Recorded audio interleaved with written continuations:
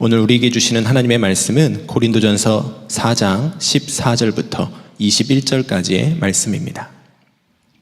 내가 이런 말을 쓰는 것은 여러분을 부끄럽게 하려는 것이 아니라 나의 사랑하는 자녀들같이 훈계하려는 것입니다.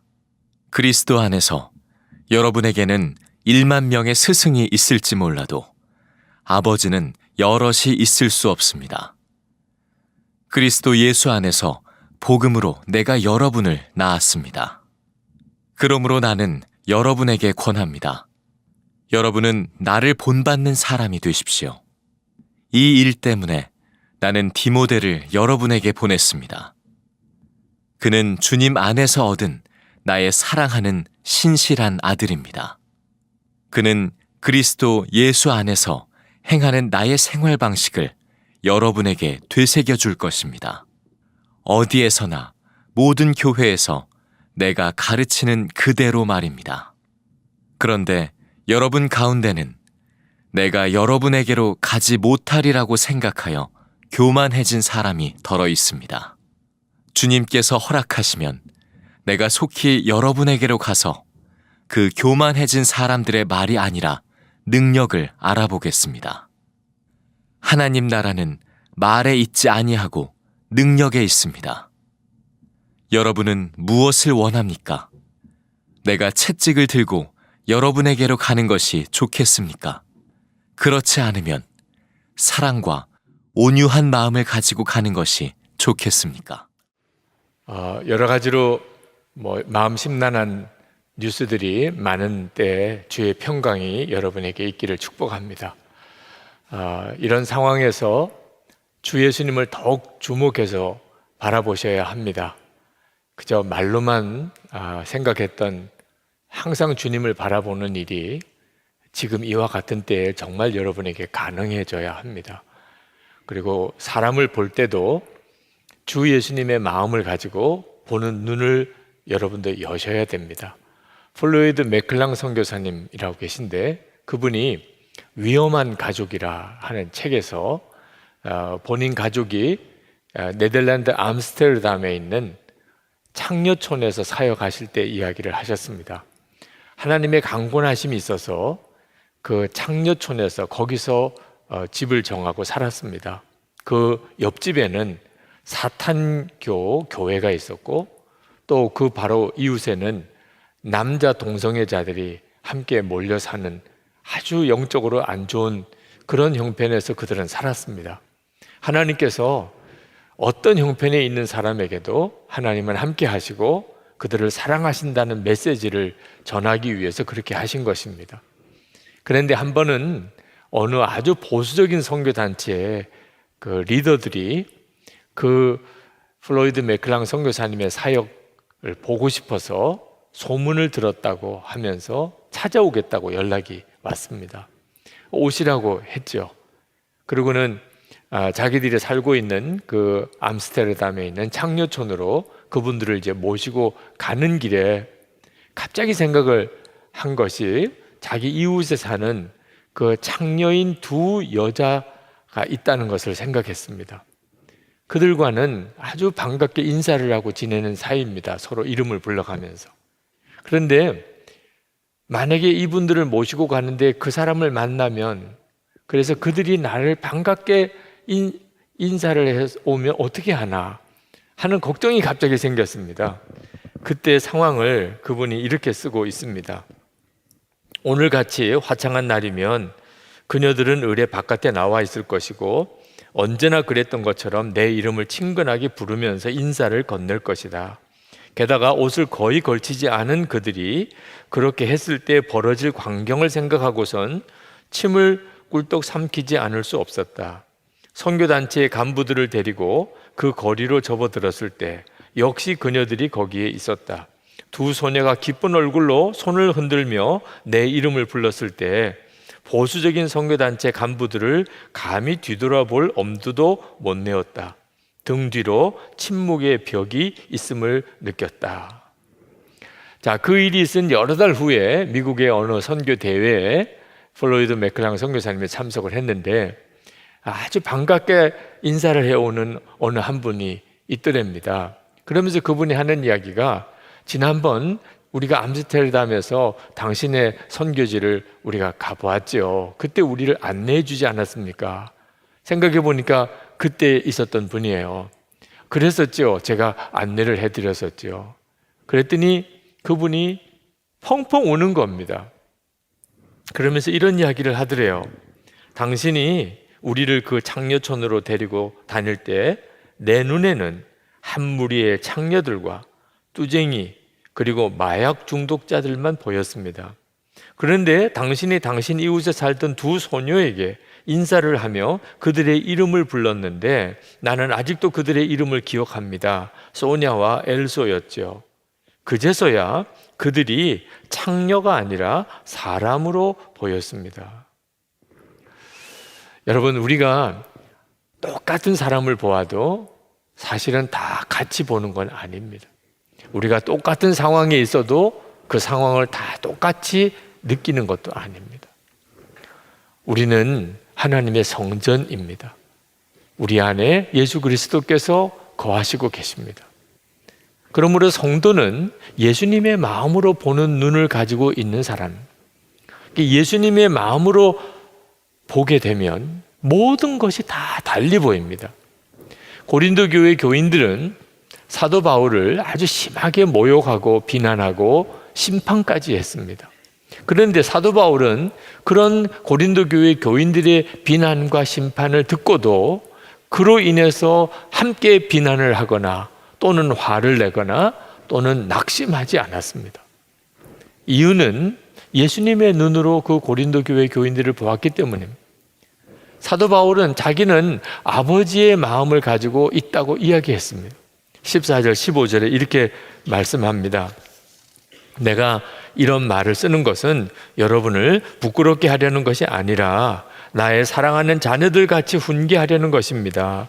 그리스도 안에서 여러분에게는 1만 명의 스승이 있을지 몰라도 아버지는 여럿이 있을 수 없습니다. 그리스도 예수 안에서 복음으로 내가 여러분을 낳았습니다. 사도 바울이 고린도 교인들의 잘못을 혹시 지적하더라도 그것은 전적으로 아버지가 자녀에게 훈계하는 마음으로 한다는 겁니다. 실제로 고린도 교회 교인들은 사도 바울이 전도해서 그들이 예수를 믿고 영생을 얻었습니다. 영적으로는 사도 바울이 아비인 거죠. 고린도 교회 교인들은 영적으로는 사도 바울의 자녀들인 겁니다. 이 말씀은 사도 바울이 내가 너희들의 아버지니까 나를 잘 대접하라 그런 의미가 아닙니다. 아버지라고 하는 것은 어떤 일이 있어도 어떤 상처를 받아도 포기할 수 없는 사람을 의미하는 것입니다. 사실 모세가 이스라엘 백성들로부터 말할 수 없는 비난과 원망을 듣다가 참다 못해서 하나님 앞에 나가서 민수기 11장 12절에 보면 이렇게 탄식을 합니다. 이 모든 백성을 내가 배웠나이까? 내가 그들을 낳았나이까? 어찌 주께서 내게 양육하는 아버지가 젖 먹는 아이를 품듯 그들을 품에 품고 주께서 그들의 열조에게 맹세하신 땅으로 가라 하시나이까? 이스라엘 백성들을 이끌고 가야 되는데 포기할 수가 없는 겁니다. 아무리 못되게 굴어도 아무리 원망해도 모세는 그들을 품고 가야만 되는 겁니다. 그게 꼭 자식을 포기할 수 없는 아버지 마음인 거죠. 실제로 이스라엘 백성이 금송아지를 만들어서 섬길 때 하나님께서 그들을 다 죽이겠다고 그랬습니다. 그때 모세가 하나님께 나아가서 간절한 마음으로 그들을 용서해 달라고 기도하면서 차라리 주께서 기록하신 책에서 내 이름을 지워버려 주십시오. 정말 아버지 마음으로 하나님께 나가서 중보해서 하나님의 진노를 거두었었죠. 사도 바울이 동족인 유대인을 향하여 가졌던 마음이 그와 같았습니다. 유대인들은 예수님을 십자가 못 박아 죽이고 부활의 복음을 받아들이지 않고 그리고 교회를 핍박했습니다. 그게 얼마나 안타까운지. 그러나 그 동족 유대인들이 다시 하나님께 돌아오게 되기를 간절히 기도하면서 사도 바울은 자신이 저주를 받아 그리스도에게서 끊어질지라도 원하는 바로라 그렇게 고백을 했습니다. 바로 이것이 아버지 마음인 겁니다. 내가 너희들의 영적인 아버지다. 그런 말을 하는 것은 포기할 수 없다. 너희들이 어떻게 못되게 하더라도 나는 너희를 포기할 수 없다. 그런 뜻입니다. 근데 여러분, 사도 바울만 아닙니다. 하나님의 성전, 우리 안에 하나님이 계셔서 나를 성전 삼으신 성도가 되었다면 우리 모두가 다 똑같이 이런 마음을 가지고 사람을 대하게 됩니다. 십자가에서 우리를 대신해서 죽으신 예수님의 마음이 꼭 그 마음이기 때문에 그렇습니다. 예수님이 한 번은 말할 수 없이 타락한 삶을 살면서 사람들로부터 버림을 받고 마음은 돌덩어리처럼 딱딱해진 사마리아 여인을 만난 적이 있습니다. 그녀는 도무지 마음을 열지 않으려고 했지만 예수님께서 결국은 그녀의 마음을 여시고 그에게도 영생을 주셨습니다. 그리고는 예수님이 너무 기쁘셔서 제자들이 음식을 가져다가 드시라고 하니까 나는 배부르다, 먹지 않고도 배가 부르다고 하셨어요. 그때 예수님의 심정이 어떤 심정이었겠습니까? 잃어버린 딸을 되찾은 아버지의 마음입니다. 잃어버린 딸이었던 거예요, 사마리아 여인이. 예수님이 십자가에 달리실 때 그때 예수님 옆에 달렸던 강도 하나가 예수님에게 요청을 했습니다. 예수여, 당신의 나라에 임하실 때 나를 기억하소서. 그때 예수님께서 당신도 십자가에 못 박혀서 말할 수 없이 고통스러운 순간에 있음에도 불구하고 그 강도에게 친절하게 대답을 합니다. 내가 진실로 내게 이르노니 오늘 내가 나와 함께 낙원에 있으리라. 여러분, 평생 죄짓고 살다가 정말 못되게 살다가 십자가에 달려 죽어야 되는 그런 죄수가 마지막 순간에 기도했다고 천국에 갈 수 있는 겁니까? 그게 옳은 겁니까? 그래도 되는 겁니까? 논쟁할 수 있지요. 그런데 예수님께서 당신이 십자가에 달려있는 그 기가 막힌 상황에서도 그 죄수에게 내가 오늘 나와 천국에 있을 거라고 말씀하신 이유는 하나입니다. 잃어버린 아들을 되찾은 아버지의 마음입니다. 저는 예수님을 항상 바라보려고 하면서 참 놀라운 은혜를 받은 것이 바로 하나님이 저를 이 사마리아 여인처럼 그 십자가에 함께 달렸던 죄수처럼 그렇게 저를 받아주시는 것이 마음에 느껴지는 거예요. 저는 십자가의 예수님의 용서와 하나님의 은혜를 수도 없이 들어서 압니다. 그러나 머리로 안다고 가슴으로 느껴지는 것은 아니었어요. 그런데 예수님을 항상 바라보고 늘 주님을 생각하려고 하면서 주님이 나를 그렇게 사랑하시는구나. 사마리아 여인처럼 십자가의 강도처럼 그렇게 나를 아들로 여기시는구나. 그게 느껴지는 거예요. 그러면서 제 안에 일어난 변화가 저도 다른 사람을 그렇게 대하게 마음이 바뀌어지는 겁니다. 십자가의 용서와 하나님의 은혜에 대하여 그렇게 알고도 싸우는 이유가 뭐지요? 마음에 느껴지지 않아서 그런 거죠.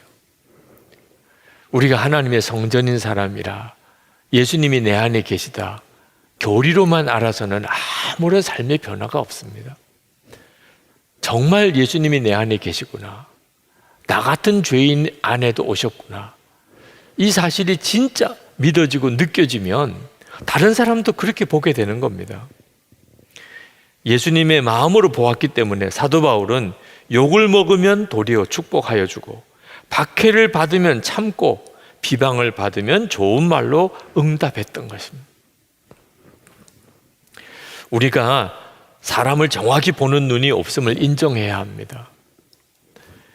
미국 내슈빌에 가면 그리스도 장로교회라는 아주 부흥되는 교회가 있는데 스캇 소울즈라고 하는 담임 목사님이 최근에 책을 쓰셨습니다. 선 밖의 예수라는 책을 쓰셨는데 그 책 속에 어느 날 이 노숙인 여자 노숙인 한 노숙인에게 아침 밥을 사준 이야기를 하셨습니다. 그분이 뉴욕에서 목회하실 때 늘 지나가던 베이글 빵집이 있었는데 그 앞에 어느 여자 노숙인이 자기를 붙잡고 아침 밥을 좀 사달라고 부탁을 하더래요. 그래서 그렇게 하시자고 제가 사드리겠다고 그랬는데 그분이 하는 이야기가 베이글은 말고 계란 샐러드를 좀 사주십시오. 그렇게 부탁을 하더래요. 그래서 그분을 보면서 웃으면서 아 그러세요 이렇게 대답은 했지만 마음은 아주 불쾌하더라고요. 아니 지금 구걸해서 먹는 사람 입장에서 무슨 메뉴를 택할 그런 처지냐. 아니 베이글 사주면 베이글 먹는 거고 계란 샐러드 사주면 계란 샐러드 먹는 거지 뭘 이거 사달라고 말을 하느냐. 그런 느낌이 들더라는 거죠. 베이글은 하나가 57센트고 계란 샐러드는 6달러입니다. 돈이 없어서 그런 게 아니고 그 자세가 너무 틀렸다 이런 생각이 들더라는 거죠. 그러나 그냥 요구하는 대로 계란 샐러드를 사다가 주었대요. 그랬더니 그가 그 샐러드를 받아들고는 너무 미안해 하면서 이런 이야기를 하더랍니다. 너무 미안합니다.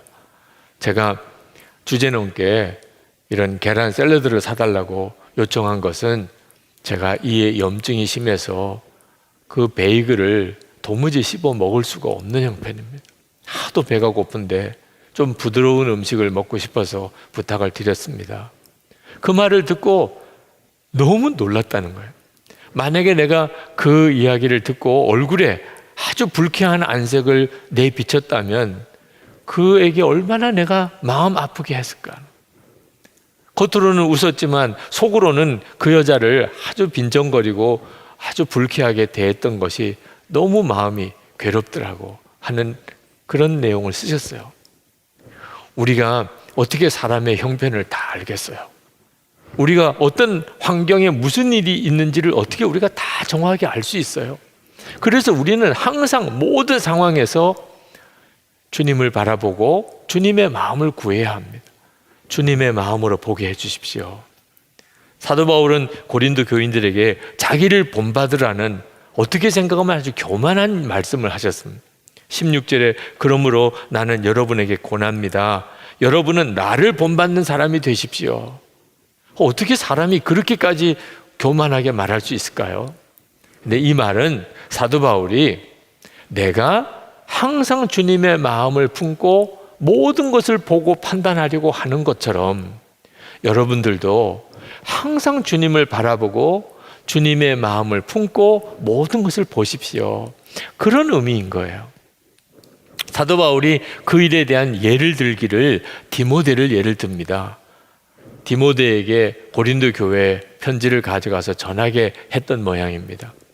그런데 그 디모데가 누구냐 하면 고린도 교인처럼 사도 바울이 복음을 전해서 구원받은 영적인 아들이었습니다. 그런데 그 디모데를 고린도 교회 교인들에게 이렇게 소개를 합니다. 17절에 그는 그리스도 예수 안에서 행하는 나의 생활 방식을 여러분에게 되새겨 줄 것입니다. 어디에서나 모든 교회에서 내가 가르치는 그대로 말입니다. 다시 말하면 고린도 교인들이 볼 때 디모데를 보면 꼭 사도 바울을 보는 것 같을 것이다. 그런 뜻입니다. 내가 어디서나 가르쳤지 않습니까? 내가 어디서나 그렇게 살지 않았습니까? 그리스도 예수 안에서 행하는 나의 생활 방식을 디모데도 그대로 가지고 있습니다. 그래서 디모데 보면 나 보는 것 같을 것입니다. 그게 제자인 거죠. 그런데 디모데는 사도 바울이 낳은 영적인 아들이고 사도 바울의 제자, 사도 바울 사는 대로 사는 사람이었습니다. 그렇지만 엄밀히 말하면 예수님의 제자입니다. 사도 바울이 살았던 게 뭡니까? 그리스도 예수 안에서 행하는 생활 방식이라고 그랬어요. 그대로 살았다는 겁니다. 그러니까 디모데를 누가 보면 예수님 보는 것 같았다는 거예요. 예수님 안에서 사는 사람이라는 거예요. 누구든지 사도 바울을 보면 예수님 보는 것 같았습니다. 이제는 내가 사는 것 아니요 내 안에 그리스도께서 사시는 것이다. 사도 바울이 이 말씀을 한 것은 고린도 교회 교인들 여러분도 디모데 같이 그렇게 될 수 있습니다. 그 말은 지금 저에게나 설교하는 저에게나 여러분 모두에게 지금 영상으로 이 설교를 듣는 모든 사람에게 동일하게 적용되는 것입니다. 우리는 하나님의 성전입니다. 우리 안에 예수님이 정말 거하시는 것을 우리가 진짜 믿고 주님을 계속 바라보고 산다면 누구나 우리를 보면 그리스도 예수 안에서 행하는 사람의 모습을 보게 되는 것입니다. 그게 예수님의 마음으로 모든 것을 보는 사람이라는 뜻입니다.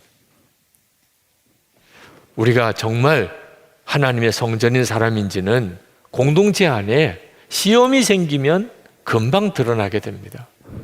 19절 20절에 주님께서 허락하시면 내가 속히 여러분에게로 가서 그 교만해진 사람들의 말이 아니라 능력을 알아보겠습니다. 하나님의 나라는 말에 있지 아니하고 능력에 있습니다. 사도 바울이 고린도 교회를 이제 다시 방문하면 그 고린도 교회 지도자들의 말을 들을 게 아니고 능력을 보겠다는 거예요. 그때 그 능력이 뭡니까? 예수 그리스도를 볼 수 있는가 하는 거예요. 그 사람을 보면 예수님 보는 것 같은가? 여러분, 지금도 우리가 어떤 지도자들을 따라갈 때 잘 분별해야 합니다. 그 사람의 말을 듣는 게 아니고 그 사람을 보면 예수님을 보는 것 같은가? 하나님의 성전인 사람인가? 그 점이 분명해야 합니다. 능력 중에 능력은 은사나 기적을 행하는 게 아니고 예수님 그분이 드러나는 것입니다. 예수님이 가장 큰 능력이시잖아요. 사도 바울은 고린도 교인들에게 채찍을 들고 가기를 원하느냐 이렇게 물었습니다. 21절에 여러분은 무엇을 원합니까? 내가 채찍을 들고 여러분에게로 가는 것이 좋겠습니까? 그렇지 않으면 사랑과 온유한 마음으로 가지고 가는 것이 좋겠습니까? 채찍을 들고 가다니 너무 무서운 말씀을 하셨죠. 옛날에 그 당시 때는 부모가 자녀들을 훈계할 때 채찍을 때렸습니다. 매를 든 거죠. 근데 사도 바울이 이 말을 한 것은 채찍을 들고 가고 싶지 않다는 뜻입니다.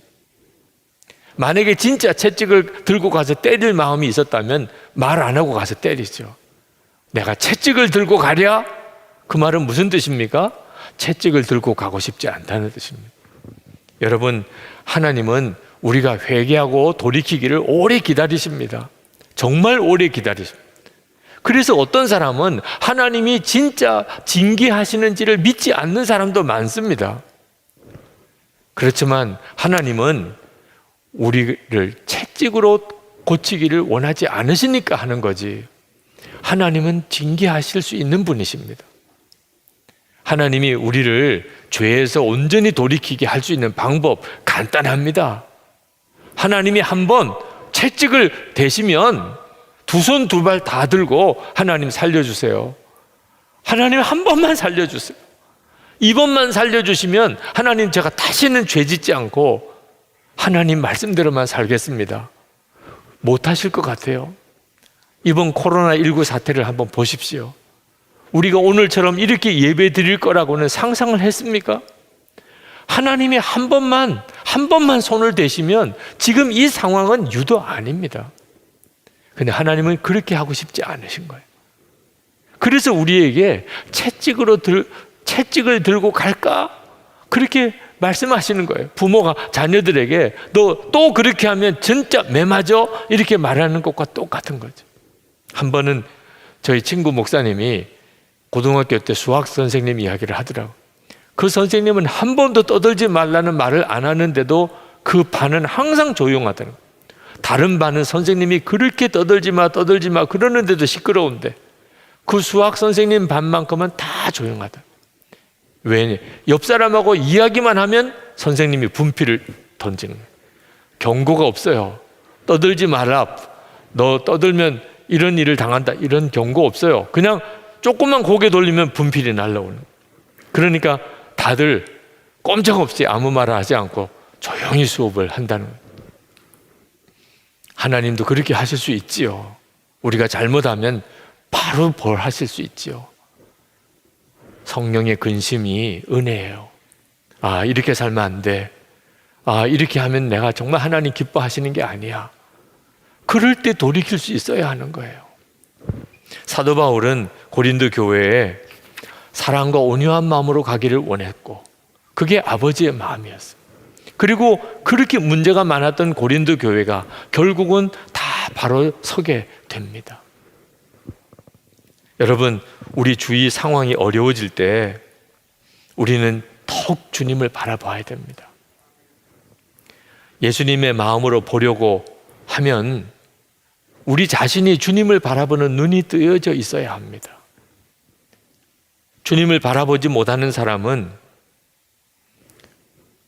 이런 지금과 같은 상황이 벌어질 때 모이기가 힘들고 예배 드리기도 힘들고 기도 함께 하기도 힘들 때 그때는 영적으로 다 무너집니다.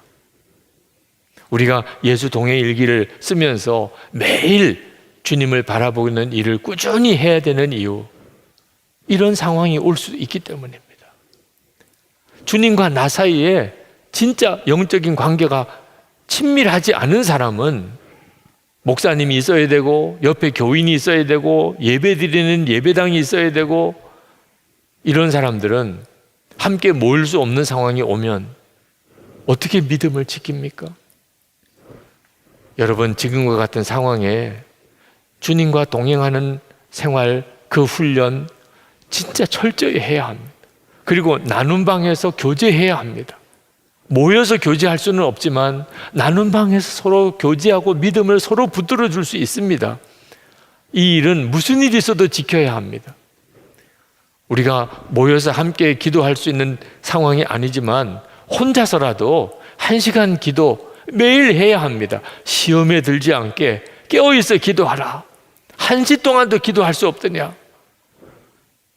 핑계하지 말고 1시간 기도해야 합니다.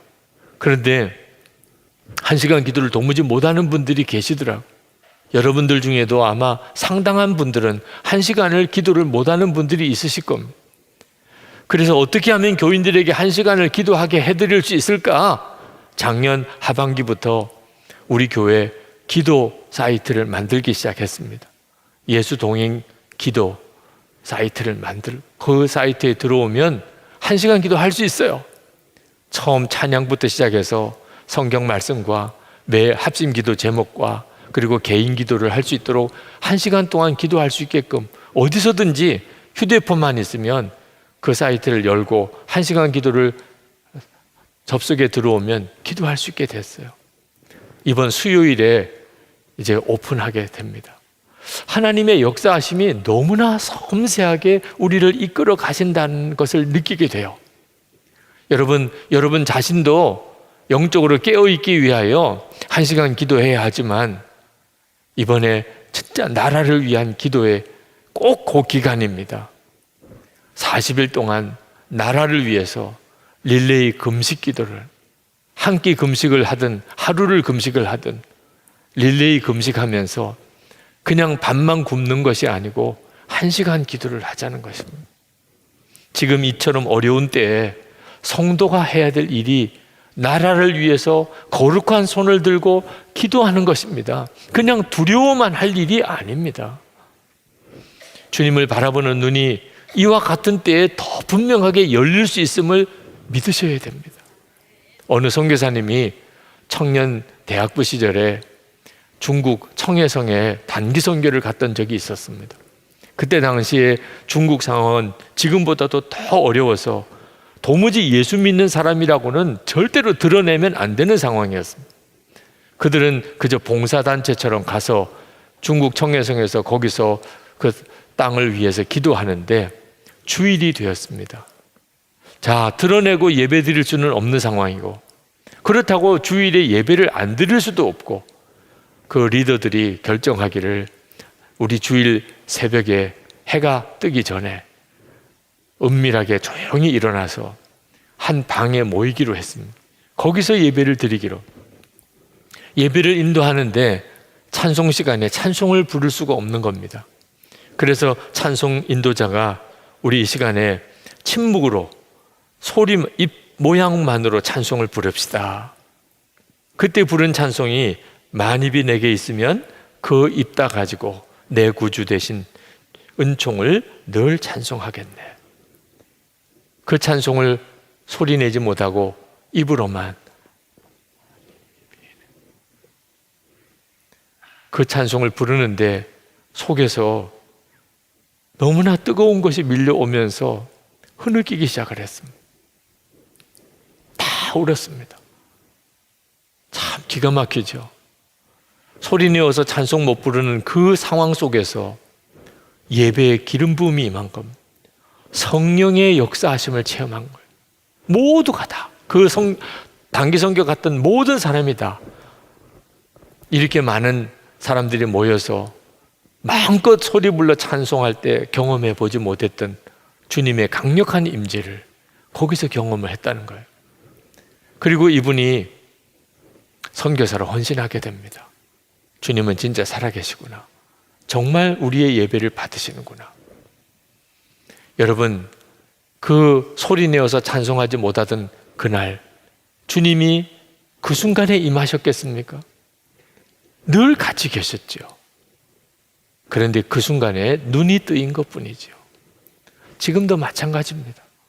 오늘도 이렇게 다 모여서 예배할 수 없는 그런 상황 속에 있는 지금 이때 영상으로 지금 이 예배를 드려서 혼자 지금 집에서 사무실에서 예배 드리시는 분들, 여러분 눈이 열리셔야 합니다.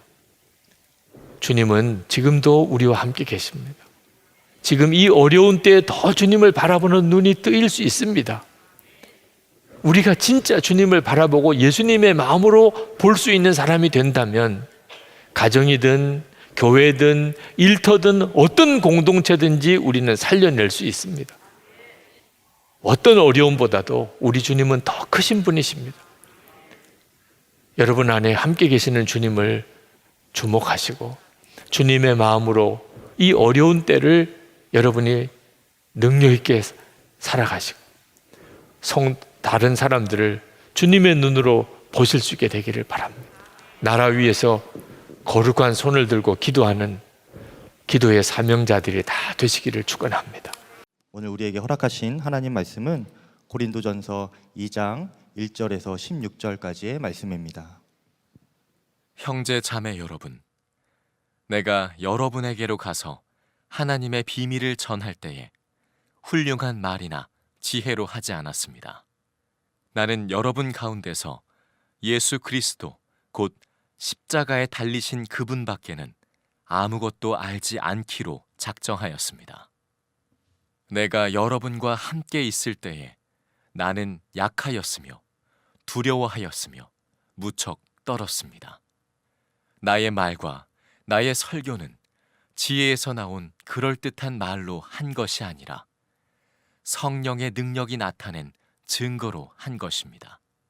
그것은 여러분의 믿음이 사람의 지혜의 바탕을 두지 않고 하나님의 능력의 바탕을 두게 하려는 것이었습니다. 그러나 우리는 성숙한 사람들 가운데서는 지혜를 말합니다. 그런데 이 지혜는 이 세상의 지혜나 멸망하여 버릴 자들인 이 세상 통치자들의 지혜가 아닙니다. 우리는 비밀로 감추어져 있는 하나님의 지혜를 말합니다. 그것은 하나님께서 우리를 영광스럽게 하시려고 영세 전에 미리 정하신 지혜입니다. 이 세상 통치자들 가운데는 이 지혜를 아는 사람이 하나도 없습니다. 그들이 알았더라면 영광의 주님을 십자가에 못 박지 않았을 것입니다.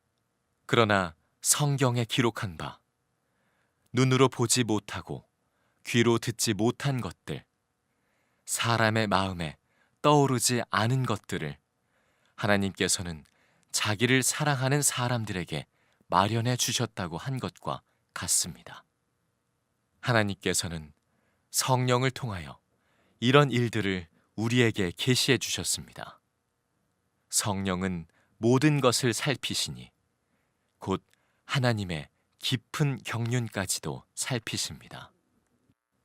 사람 속에 있는 그 사람의 영이 아니고서야 누가 그 사람의 생각을 알 수 있겠습니까? 이와 같이 하나님의 영이 아니고서는 아무도 하나님의 생각을 깨닫지 못합니다. 우리는 세상의 영을 받은 것이 아니라 하나님에게서 오신 영을 받았습니다.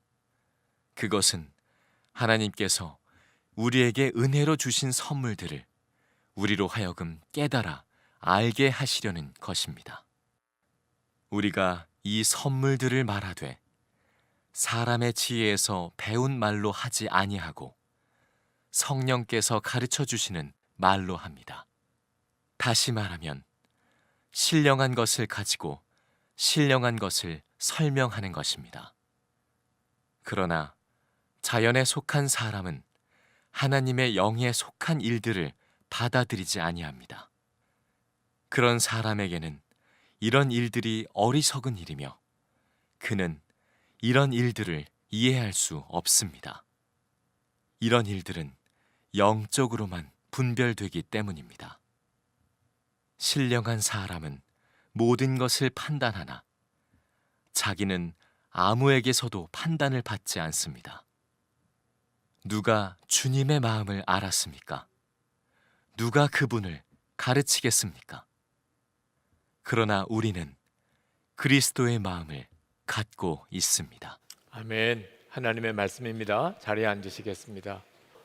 오늘 설 명절 주일에 하나님께서 여러분의 가정과 여러분의 일터, 여러분의 교회 공동체 안에 성령의 능력을 체험하는, 또 그 성령의 능력으로 살아가는 은혜를 주시기를 축복합니다. 우리가 이 세상을 하나님의 뜻대로 살 수 있는 힘은 오직 성령의 능력으로만 우리에게 주어집니다. 고린도 교회는 교인들끼리 서로 자기가 더 신령하다, 내가 더 옳다, 내가 더 지혜롭다 그러면서 분란과 싸움이 벌어졌습니다. 그들에게 사도 바울은 자기가 얼마나 약한 사람이었는지, 그리고 얼마나 성령의 능력을 의존해서 사역을 했었는지를 그들에게 간증을 하는 내용이 고린도전서 2장의 내용입니다. 사도 바울은 자기가 고린도에 가서 복음을 전할 때 대단히 두려웠었다고 솔직히 고백을 합니다. 그럴 수밖에 없었던 것이 고린도 교회는 아주 우상숭배가 극에 달했고 너무너무 음란한 도시였고, 유대인들은 기적만 바라고 헬라인들은 아주 영적인 신비한 지식만 추구하던 그런 사람들이 모인 도시입니다.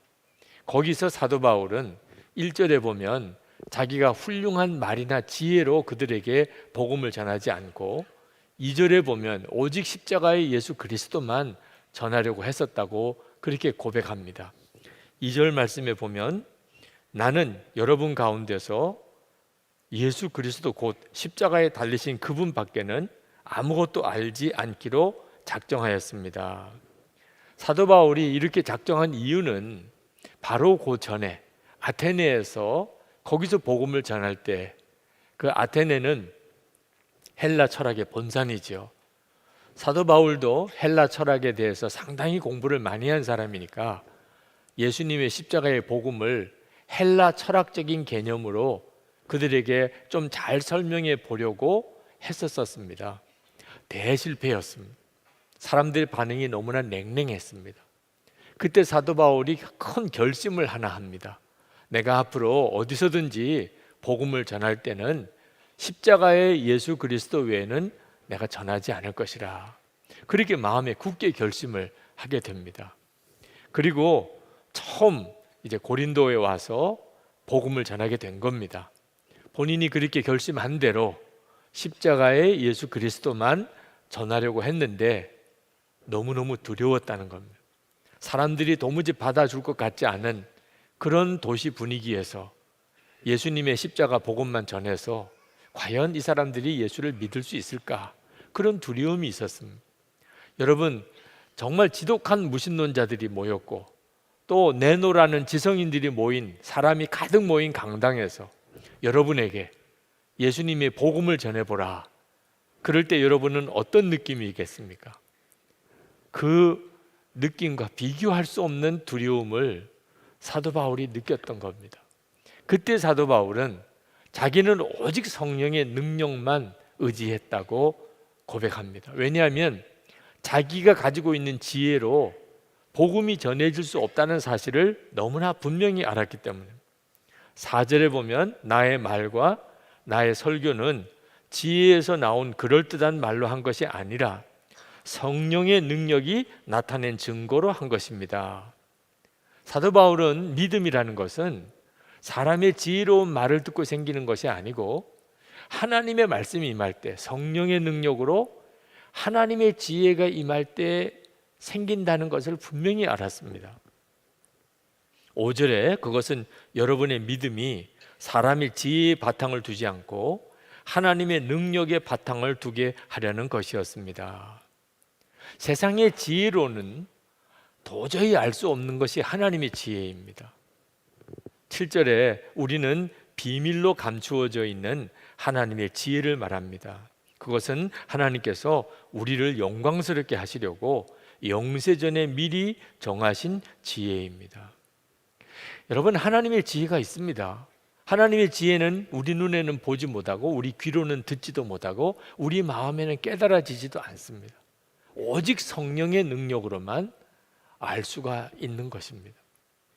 우리가 요즘 살아가는 이 세상은 사람이 단세포 생명체에서 점진적으로 단계적으로 진화되어졌다고, 사람은 그래서 사람이 되었다고 믿는 시대입니다. 그게 세상의 지혜입니다.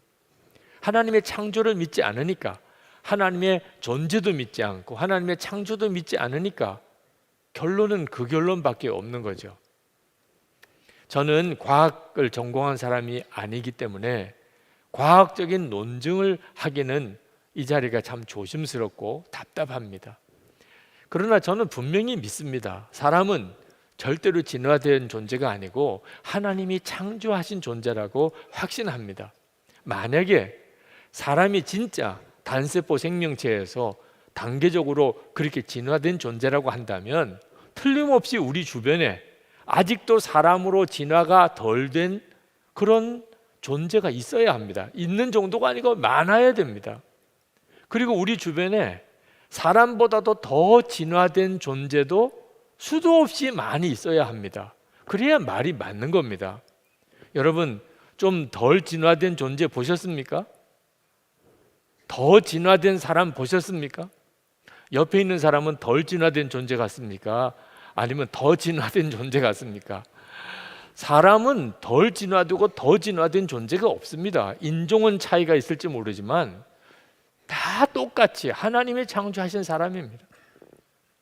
물론 시대적으로 사람 중에 열등한 인종이 있다고 생각했던 시대가 있었습니다. 사람들 중에는 우수한 특별한 인종이 있다고 그렇게 믿어서 열등한 인종은 노예로 삼아도 되고 무참하게 죽여도 된다, 그게 인류를 위해서 더 유익하다, 이런 무서운 생각을 진화론적인 사고가 가지는 게 이렇게 무서운 것입니다. 열등한 존재는 존재할 가치가 없습니다. 그렇지만 그건 하나님을 안 믿으니까 내린 결론입니다. 하나님이 안 믿어지니까, 하나님이 창조하셨다는 것도 믿지 못하겠고, 그럼 사람은 도대체 어디서 났을까? 사람의 지혜로는 하나님의 지혜를 도무지 알지 못합니다. 예수님을 믿고 우리는 하나님께로 온 성령을 받았습니다. 그게 우리에게 가장 놀랍고도 중요한 것입니다. 우리의 학식이나 또는 우리의 가문이나 우리가 가지고 있는 능력이나 우리가 가지고 있는 소유, 사실 아무것도 아닙니다. 우리 안에 하나님께로 온 영이 우리를 우리되게 만드는 것입니다. 하나님의 성령께서 우리 안에 오셨기 때문에 하나님이 우리에게 은혜로 주신 것이 무엇인지를 우리가 알 수 있습니다. 12절 말씀에 우리는 세상의 영을 받은 것이 아니라 하나님에게서 오신 영을 받았습니다. 그것은 하나님께서 우리에게 은혜로 주신 선물들을 우리로 하여금 깨달아 알게 하시려는 것입니다. 여러분, 지금 성령께서 우리 안에 거하십니다.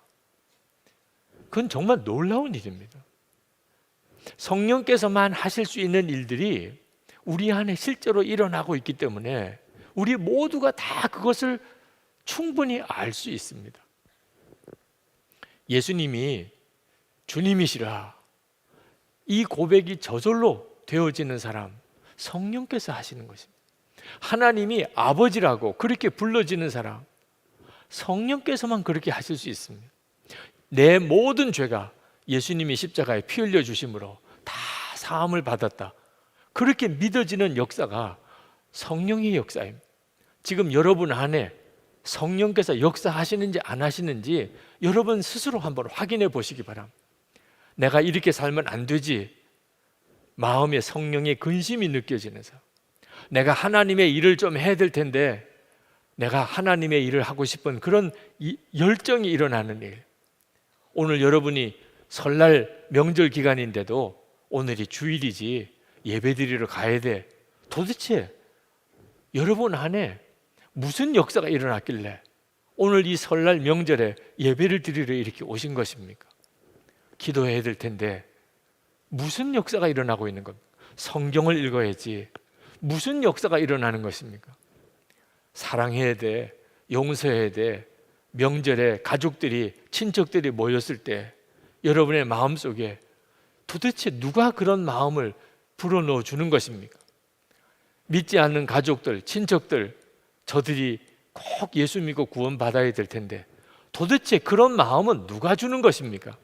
성령이신 겁니다. 여러분 안에 계신 성령의 역사인 것입니다. 빌립보서 2장 13절, 너희 안에서 행하시는 이는 하나님이시니 자기의 기쁘신 뜻을 위하여 너희에게 소원을 두고 행하게 하시나니. 우리 안에 하나님이 계십니다. 그래서 우리 안에 하나님의 일을 하고 싶은 소원이 자꾸 생기는 것입니다.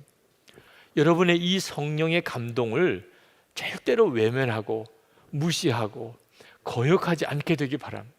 제가 설교 원고에 제발 조심하시기 바랍니다, 그렇게 제가 표시를 해놓았습니다.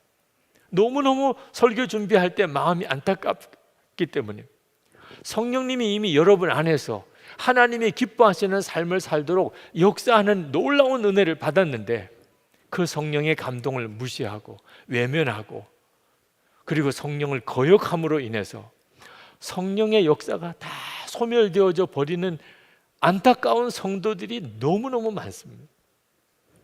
여러분, 한겨울에 냉방에서 잔다고 생각하십시오. 얼마나 고통스럽겠습니까? 제가 한 번은 타지키스탄이란 나라 수도 두산베에 집회를 인도하러 갔었던 적이 있습니다. 늦은 겨울이에요.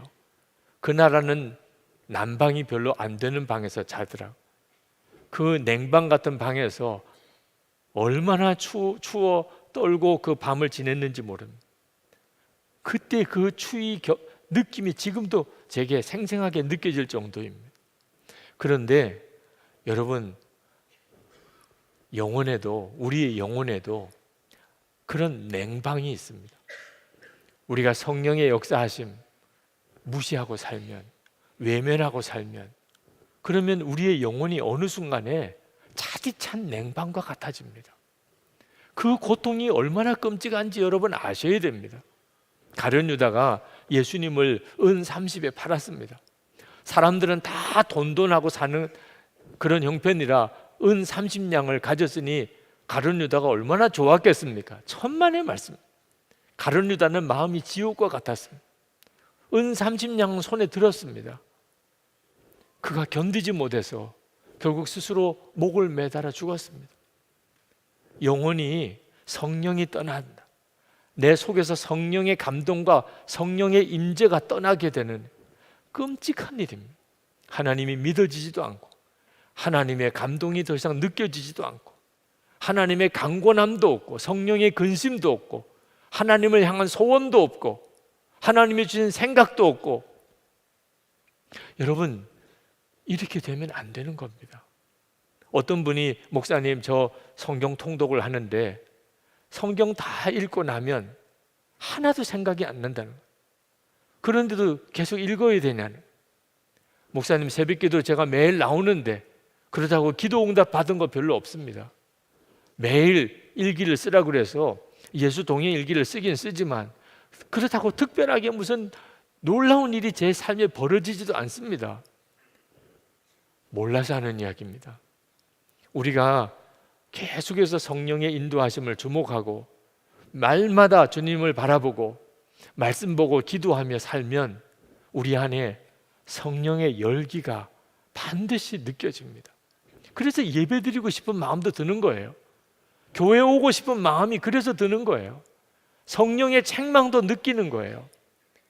이제는 변화되어야 되겠다 이런 생각도 드는 겁니다. 예수님이 나를 속죄하셨어 이런 신앙 고백도 나오는 거예요. 성령의 열기가 내게 있기 때문입니다. 그런데 기도도 안 하고 성경도 읽지 않고 매일 주님 바라보는 생활도 중단해버리고 주일 예배도 안 나오고 한번 그렇게 살아보십시오. 여러분이 금방 압니다. 내 영혼이 냉방이 되어버렸다. 그때마다 뭐라고 설명할 수 없는 어떤 두려움, 그리고 염려, 그리고 분노, 혈기, 스스로가 자기를 도무지 억제할 수 없는 그런 죄로 끌려가는 그런 비참한 삶이 그 뒤 따라옵니다. 삶 전체가 파멸에 이르게 되는 것입니다. 목회를 아주 잘한다고 그렇게 소문난 전도사님이 있었습니다. 전도사인데도 그렇게 교회를 잘 섬겨서 교회를 부흥시키고 있다는 겁니다.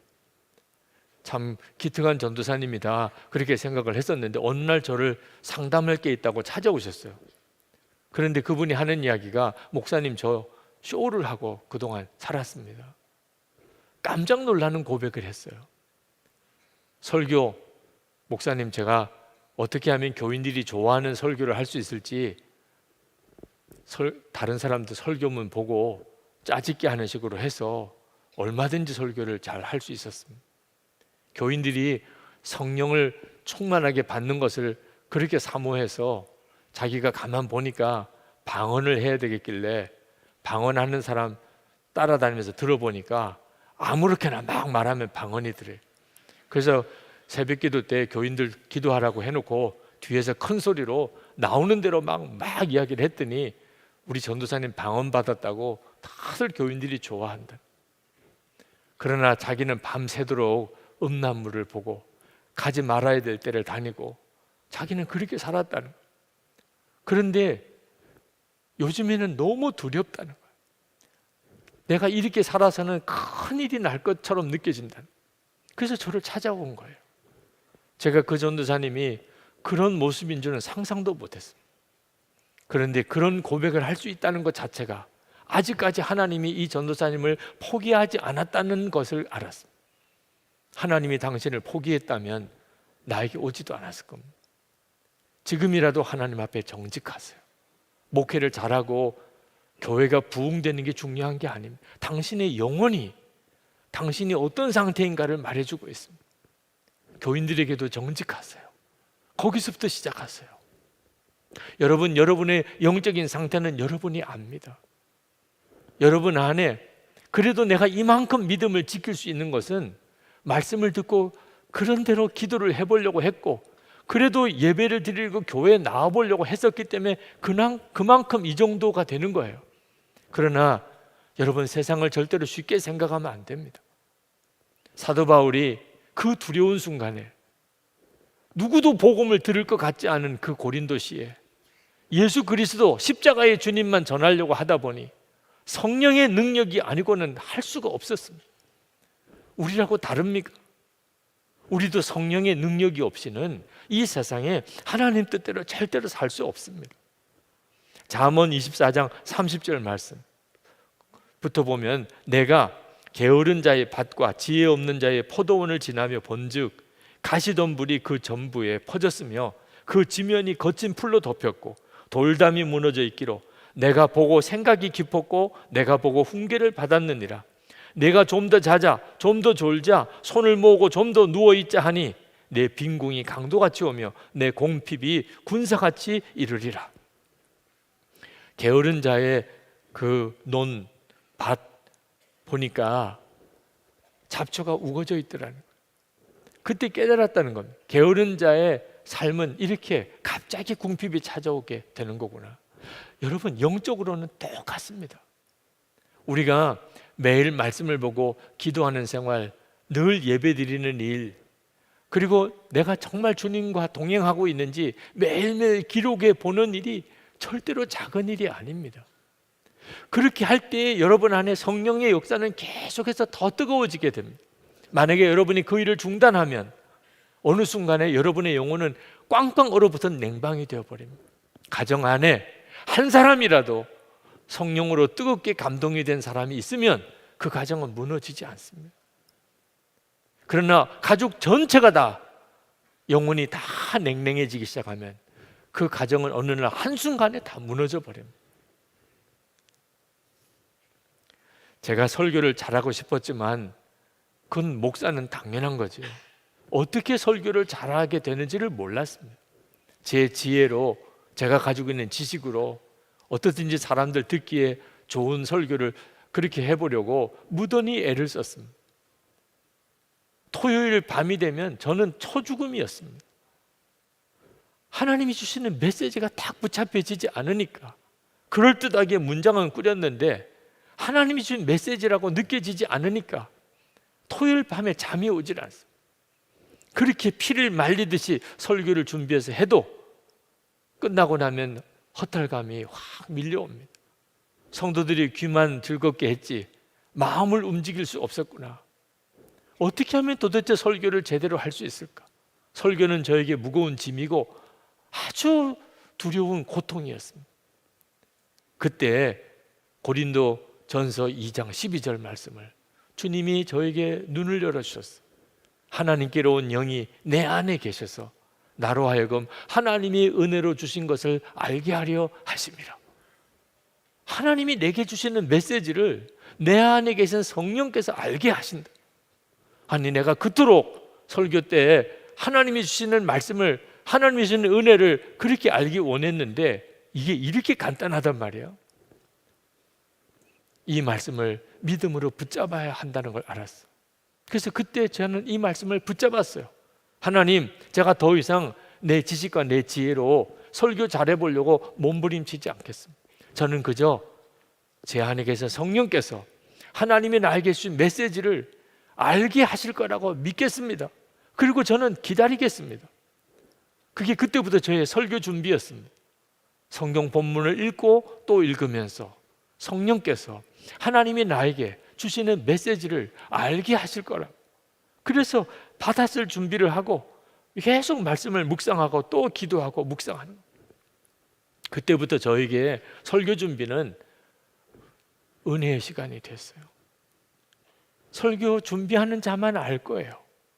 하나님께서 나에게 깨닫게 하시고 하나님이 나에게 주시는 너무나 놀라운 메시지들을 받아 적는 기쁨을 아마 여러분들이 잘 이해하기 어려우실 겁니다.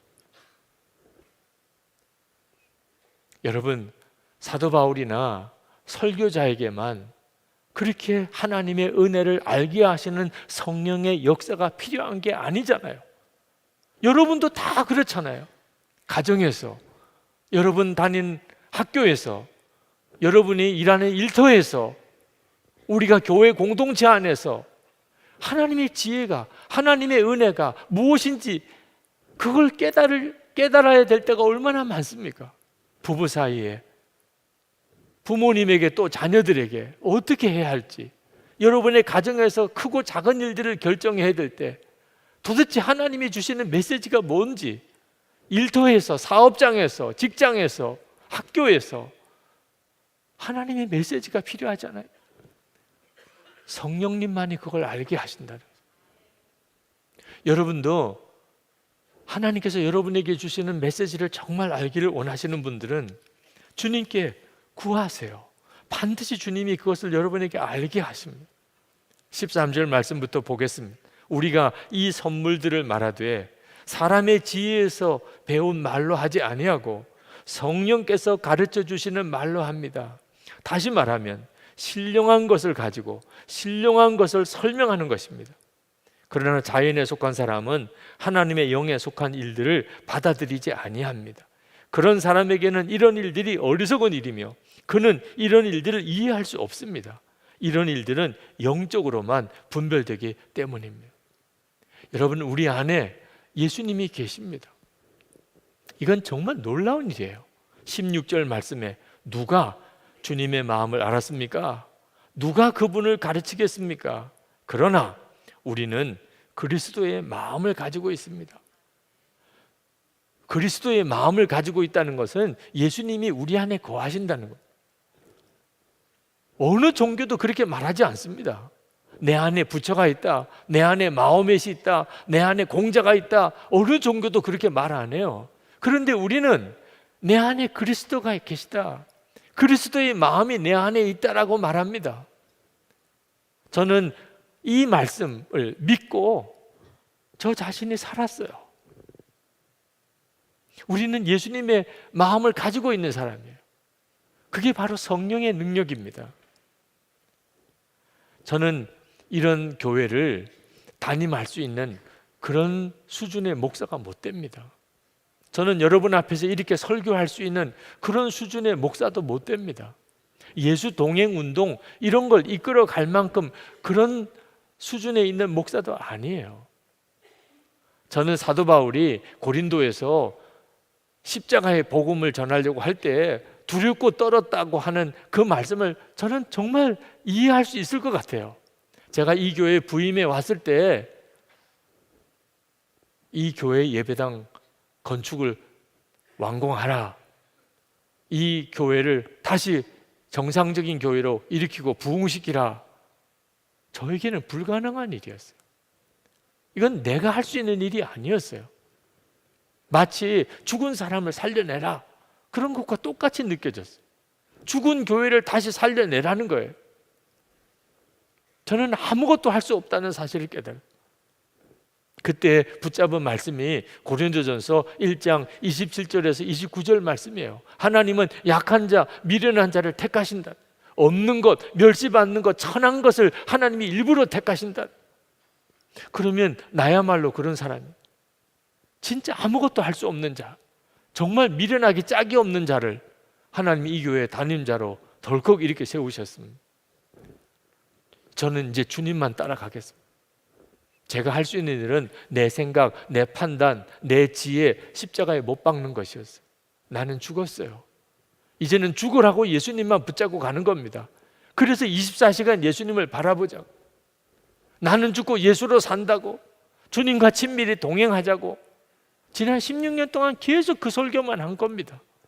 그것밖에는 길이 없었으니까. 그리고 지금 여기에 이렇게 서 있는 거예요. 여러분, 이것이 저 자신의 문제입니다. 예수를 믿는 모든 성도들에게 허락하신 은혜가 그리스도의 마음을 다 부어주신 거예요.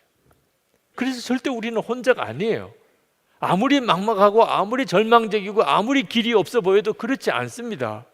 아브라함이 가지고 있는 능력은 하나님이 함께 계시는 것이었어요. 야곱이 가지고 있었던 약속은 하나님이 늘 함께 하리라고 하는 약속이었어요. 요셉의 지혜는 하나님이 함께 하시는 것이었어요. 모세가 가지고 있는 능력은 하나님이 모세와 함께 하시겠다는 것이었어요. 여호수아가 그렇게 두려울 때 하나님이 주신 말씀은 두려워하지 말라, 내가 너와 함께 하리라.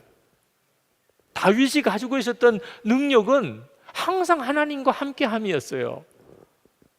예수님의 이름이 뭡니까? 하나님이 우리와 함께 하신다, 임마누엘이에요. 예수님이 제자들에게 마지막에 주신 약속이 뭡니까? 내가 세상 끝날까지 너희와 항상 함께 하리라. 지금 여러분 모두에게, 저에게 주어진 가장 놀라운 약속이 임마누엘 하시는, 우리 안에 거하시는 주 예수님이세요. 주 예수님만 붙잡고 나가면 반드시 길이 열려요. 여러분 중에 사도 바울이 고린도에서 십자가의 예수님만 전할 때 그 답답하고 막막했던, 두렵고 떨리던 그 심령이신 분들 있으실 거예요. 어떻게 살아가나? 이 어려움을 어떻게 헤쳐나가나? 도대체 나에게도 은혜의 역사가 있을까? 하나님은 정말 살아계신 증거를 보여주실까? 하나님은 진짜 나를 사랑하시나? 우리 가정을 사랑하시나? 염려하지 마세요. 여러분 오늘 교회 오셨잖아요. 여러분 안에 그리스도의 마음이, 여러분 안에서 성령께서 오늘 이렇게 이끄셨잖아요. 이렇게 그냥 살아가는 거예요. 이것이 우리가 가지고 있는 가장 큰 능력이에요. 주님만 붙잡고 오직 성령님만 의지하면 반드시 길이 열려요. 죽을 것 같은데 안 죽어요. 지나고 나면 그 기가 막힌 어려웠던 일들이 다 놀라운 간증이 돼요. 단 하나, 주님께 순종하는 거예요. 성령님의 역사하심을 절대로 작게 여기면 안 돼요. 무시하면 안 돼요. 소멸시키면 안 돼요. 성령님이 감동하실 때 즉각 순종해요. 주님만 붙잡는 거예요. 그렇게 되기를 축복합니다. 오직 성령의 능력으로 사시기를 축복합니다. 우리 기도하십시다.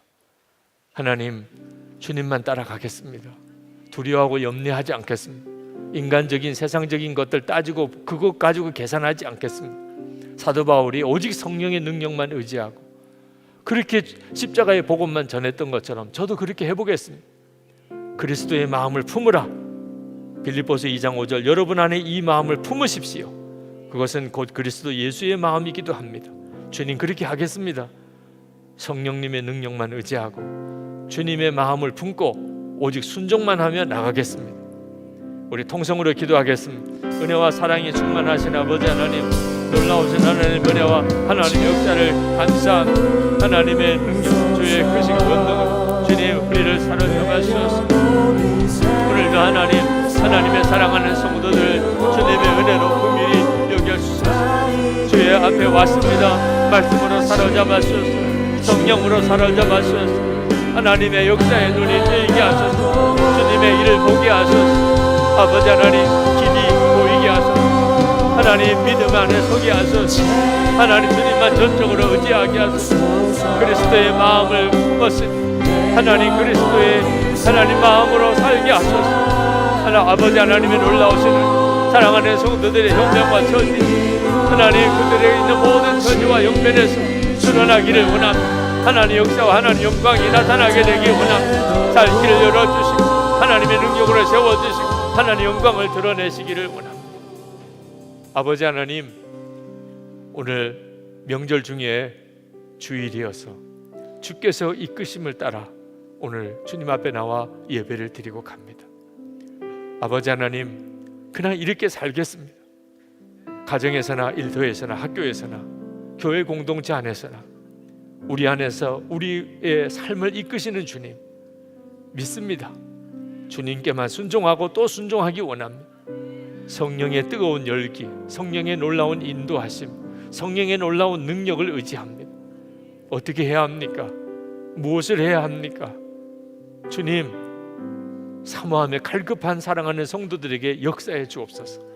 말씀으로 성령의 뜨거운 감동으로 사로잡아 주옵소서. 지금 형편이 처지와 어려움이 말할 수 없이 크다 할지라도 문제보다 세상보다 비교할 수 없이 크신 주님이 우리와 함께 계심을 분명히 믿게 하여 주옵소서. 성령의 역사하심을 따라 사는 간증이 우리의 삶의 모든 형편과 처지에서 일어나게 되기를 원합니다. 아버지 하나님, 오늘도 전심으로 하나님께 예배합니다. 찬양을 주님께 올려드립니다. 또한 주님 사랑하며 믿으며 감사하며 정성스럽게 헌금을 주님께 봉헌합니다. 온전한 11조를 드리고 건축 헌금과 선교 헌금을 주님께 구별해 드리고 감사의 예물을 주님께 드립니다. 사랑하는 성도들의 예배와 그 감사를 받으시기 원합니다. 하나님의 은혜로 일일이 그 머리에 안수하시기를 원합니다. 마음의 심령의 성령의 역사가 불같이 일어나게 되기 원합니다. 그래서 하나님의 지혜가 깨달아지게 되기 원합니다. 하나님의 역사가 보이게 되기 원합니다. 갈 길이 보이게 되기 원합니다. 행할 바가 깨달아지게 되기를 원합니다. 두려움과 염려는 떠나가고 확신과 찬송과 감사와 사랑이 충만하게 되기를 원합니다. 사랑하는 성도의 가정 안에 하나님의 은혜의 역사가 덮이기를 원합니다. 온 가족이 다 구원을 받게 되기를 원합니다. 우리의 자녀들이 하나님 영광 위에서 그렇게 쓰임 받는 역사가 일어나게 되기를 원합니다. 병든 자들을 깨끗하게 고쳐주옵소서. 형편과 처지를 아시는 주여, 성도들의 기업, 일터를 지켜주소서. 먹고 입고 사는 것뿐 아니라 돕고 베풀고 나누고 주의 일 할 수 있는 힘이 성도들에게 계속해서 넘치게 해 주옵소서. 나라와 민족 하나님의 손에 부탁합니다. 대통령부터 이 나라의 모든 공직자들이 하나님을 경외하게 하시기 원합니다. 하나님을 믿게 하시기 원합니다. 하나님 기뻐하는 뜻대로 그렇게 살게 되기 원합니다. 적 아니면 아군으로 양극으로 갈라지고 있는 이 나라, 우리 국민들의 마음을 하나로 묶을 수 있는 힘이 교회와 성도들로부터 일어나게 되기를 원합니다. 아버지 하나님, 북한에 있는 주민들 말할 수 없이 어렵습니다. 하나님, 저들을 억압하고 거짓과 포갑, 우상 숭배를 저들을 사로잡고 있는 모든 거짓 정권, 악한 정권이 무너지게 되기 원합니다. 자유민주주의가 그 땅에 세워지기 원합니다. 남북 주민들이 자유롭게 왕래하고 하나가 되는 역사가 일어나게 해주시고 북한 곳곳에 교회가 세워지게 하여 주옵소서. 김국기 목사님, 김종욱 목사님, 최충길 선교사님, 장문석 집사님 속히 석방의 소식이 들려지게 되기 원합니다. 중국 우한에서부터 들려오는 악성 바이러스, 백신도 없고 치료약도 없고 하나님, 예방할 수도 없는 무서운 전염병의 소식들이 들려옵니다. 하나님, 그러나 우리가 오직 주님을 의지합니다. 하나님의 은혜로 하나님 우리를 긍휼히 여기소서. 우리의 교만, 아집, 고집, 불신, 하나님 우리의 죄악을 용서해 주옵소서. 하나님, 열방에 나가 있는 선교사님 하나님의 손에 오늘도 부탁합니다. 그 가정도, 그 세운 교회도 오늘도 하나님의 은혜의 역사가 충만하여 주옵소서. 주 예수 그리스도 이름으로 간절히 기도합나이다. 아멘. 오늘 우리에게 주시는 하나님의 말씀은 고린도전서 3장 1절부터 23절까지의 말씀입니다. 봉독은 1절부터 9절, 16절, 17절 말씀만 읽겠습니다. 형제자매 여러분, 나는 여러분에게 영에 속한 사람에게 하듯이 말할 수 없고 육에 속한 사람, 곧 그리스도 안에서 어린아이 같은 사람에게 말하듯이 하였습니다. 나는 여러분에게 젖을 먹였을 뿐 단단한 음식을 먹이지 않았습니다. 그때에는 여러분이 단단한 음식을 감당할 수 없었습니다. 사실 지금도 여러분은 그것을 감당할 수 없습니다. 여러분은 아직도 육에 속한 사람들입니다. 여러분 가운데에서 시기와 싸움이 있으니 여러분은 육에 속한 사람이고 인간의 방식대로 살고 있는 것이 아닙니까? 어떤 사람은 나는 바울 편이다 하고 또 다른 사람은 나는 아볼로 편이다 한다니 여러분은 육에 속한 사람이 아니고 무엇이겠습니까? 그렇다면 아볼로는 무엇이고 바울은 무엇입니까? 아볼로와 나는 여러분을 믿게 한 일꾼들이며 주님께서 우리에게 각각 맡겨주신 대로 일하였을 뿐입니다. 나는 심고 아볼로는 물을 주었습니다. 그러나 하나님께서 자라게 하셨습니다. 그러므로 심는 사람이나 물 주는 사람은 아무것도 아니요 자라게 하시는 분은 하나님이십니다. 심는 사람과 물 주는 사람은 하나이며 그들은 각각 수고한 만큼 자기의 삭을 받을 것입니다. 우리는 하나님의 동역자요 여러분은 하나님의 밭이며 하나님의 건물입니다. 여러분은 하나님의 성전이며 하나님의 성령이 여러분 안에 거하신다는 것을 알지 못합니까? 누구든지 하나님의 성전을 파괴하면 하나님께서도 그 사람을 멸하실 것입니다. 하나님의 성전은 거룩합니다. 여러분은 하나님의 성전입니다. 여러 가지 어려운 소식들이 많은데 오늘도 하나님께 나와 예배하고 또 여러 사정 때문에 인터넷으로 예배를 드려야 되는 분들 모두에게도 주의 은혜가 함께 하시기를 축복합니다. 어려울 때일수록 주 예수님과 더 동일하게 또 깊이 친밀하게 그렇게 동행하게 되시기를 바랍니다. 우리가 세상을 이길 힘은 오직 주님과 동행하는 데 있습니다. 사도 바울이 고린도에 편지를 쓴 이유는 고린도 교회 안에 시기와 다툼이 일어났다는 소식을 들었기 때문에 그렇습니다. 사도 바울은 그 이유를 고린도 교인들이 너무나 영적으로 어린아이 같기 때문이라고 말씀했습니다. 한마디로 애들이니까 싸운다는 거죠. 사도 바울은 고린도 교회에서 말씀을 전할 때 그는 어른들에게 할 수 있는 그런 굳은 음식과 같은 말씀은 전하지 못하고 어린 아이들에게나 줄 수 있는 말씀, 젖과 같은 말씀만 가르쳐서 노라고 지금도 그렇게밖에는 할 수 없다고 그렇게 말을 했습니다. 1절 말씀에 보면 형제 자매 여러분 나는 여러분에게 영에 속한 사람에게 하듯이 말할 수 없고 육에 속한 사람 곧 그리스도 안에서 어린아이 같은 사람에게 말하듯이 하였습니다. 여러분 어떤 사람이 나이는 이제 어른인데 식당에서 가방에서 젖병을 꺼내서 그 젖병을 입에다 물고 식사 시간에 식사하는 사람을 보면 징그럽기도 하고 끔찍한 느낌이 들죠. 근데 실제로 교회 안에 그런 일이 벌어지고 있다는 겁니다. 나이는 분명히 들었고 또 목사고 또 교회 중직자고 믿음은 다 장성한 것 같은데, 그런데 젖병 물고 있는 어린애 같은 모습을 하고 있는 모습이 있다는 거예요. 그게 뭐냐면 서로 시기하고 다투고 팔을 나누어서 싸우는 것입니다. 영적으로 어린애들인 거죠. 애들이라는 겁니다. 3절 4절에 이렇게 말씀합니다. 여러분은 아직도 육에 속한 사람들입니다. 여러분 가운데서 시기와 싸움이 있으니 여러분은 육에 속한 사람이고 인간의 방식대로 살고 있는 것이 아닙니까? 어떤 사람은 나는 바울 편이다 하고 또 다른 사람은 나는 아볼로 편이다 한다니 여러분은 육에 속한 사람이 아니고 무엇이겠습니까? 여기 육에 속한 사람을 유진 피터슨이 쓴 메시지 성경에 보면 자기가 원하는 대로 되어야만 만족하는 사람, 그렇게 풀어서 설명을 했습니다. 애들이죠. 자기가 원하는 대로 해달라는, 자기가 원하는 대로 되어야만 만족하는 수준의 사람들. 그러니까 서로 시기하고 질투하고 교회 안에서 파가 나뉘고 서로 싸우는 거예요. 여러분 자신이 나이가 들어서 어른이고 또 목회자고 또 교회에서 중직자고 그런다고 해서 여러분이 영적으로도 어른인 것은 아니라는 사실을 분명히 알아야 합니다. 내가 원하는 대로 돼야만 만족하고 내가 옳다는 생각만 주장하고 그리고 끊임없이 다른 사람을 시기하고 그리고 팔을 나누어서 서로 다투고 나는 누구 편이야 라고 한다면 그는 영적으로는 아주 어린애입니다. 여러분 한번 유치원 아이들이 이 교회를 이끌어가고 있다고 생각해 보십시오. 우리 교회가 얼마나 큰 위기 가운데 빠지겠습니까? 그런데 안타깝게도 제가 어릴 때부터 본 교회 어른들은 그런 수준이었습니다. 그렇게 서로 싸우고 그리고 서로 시기하고 목회자들 모임에서도 그런 모습을 너무나 많이 보았습니다.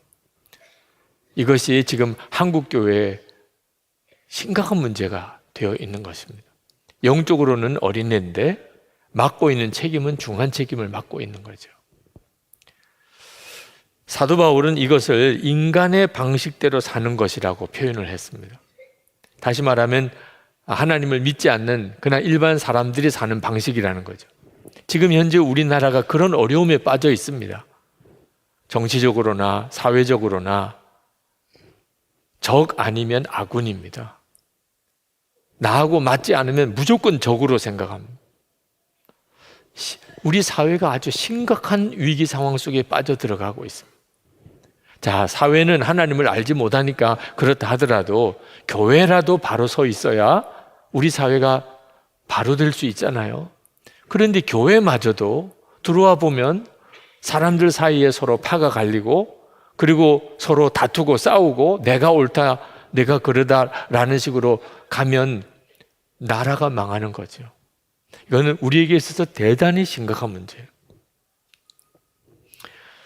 여러분, 왜 도대체 사람들이 이처럼 영적으로 어린아이 같이 되는 거죠? 예수님을 실제로 바라보는 눈이 뜨이지 않았기 때문입니다. 예수님을 믿는다고는 하지만 실제로 예수님이 함께 계시는 것이 믿어지지도 않고 바라보아지지도 않는 겁니다. 예수님이 정말 함께 계시는 게 진짜 믿어지고 주님을 바라본다면 사람을 내세울 일이 있겠습니까? 예수님이 분명히 계신데 나는 누구 파야 그게 말이 됩니까? 큰 소리 내고 싸울 수 있습니까? 예수님이 바로 옆에 계신데 주님을 바라보면서 어떻게 서로 시기 질투하고 다투고 팔을 나눌 수가 있겠습니까? 주님을 바라보지 못하는 거예요. 사도 바울은 고린도에 복음을 전했습니다. 그리고 그 뒤에 아볼로가 이어 맡아서 고린도 교회에 목회를 했습니다. 그러나 실제로 고린도 교회에 복음을 전하고 교회를 세우신 분은 바울도 아니고 아볼로도 아니고 하나님이라고 사도 바울이 분명히 말씀합니다. 5절부터 7절에 보면 그렇다면 아볼로는 무엇이고 바울은 무엇입니까? 아볼로와 나는 여러분을 믿게 한 일꾼들이며 주님께서 우리에게 각각 맡겨주신 대로 일하였을 뿐입니다. 나는 심고 아볼로는 물을 주었습니다. 그러나 하나님께서 자라게 하셨습니다. 그러므로 심는 사람이나 물 주는 사람은 아무것도 아니요 자라게 하시는 분은 하나님이십니다. 너무나 당연한 말이잖아요. 여러분 중에 이 정도도 이해 못할 사람 있습니까? 그런데도 실제로 교회 공동체로 모여보면 왜 그렇게 서로 다툼이 많고 파가 갈리는지요. 실제로는 예수님이 함께 계시는 것이 안 보이는 겁니다.